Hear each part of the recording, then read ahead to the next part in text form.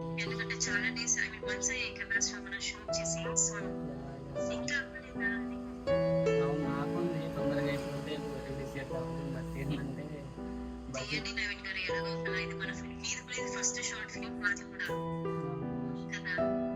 So ఏదో ఒక me at least మీకైనా సక్సెస్ అవ్వాలి. ఎక్కడున్నారు? ఇప్పుడు ఇంట్లో ఉన్నా, బయటికి వెళ్ళింది. సో ఇప్పుడు ఇంటికి వచ్చా.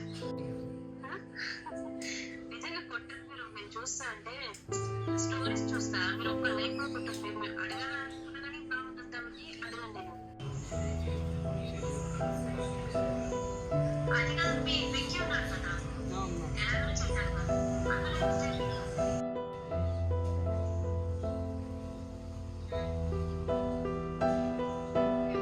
చాలా డేస్ పట్టాడు.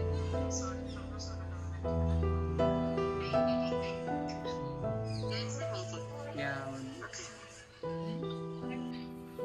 మీరే చెప్పండి. చెప్పండి. ఎలా ఉన్నారు మీ పిల్లలు? సూర్య యా, గుడ్.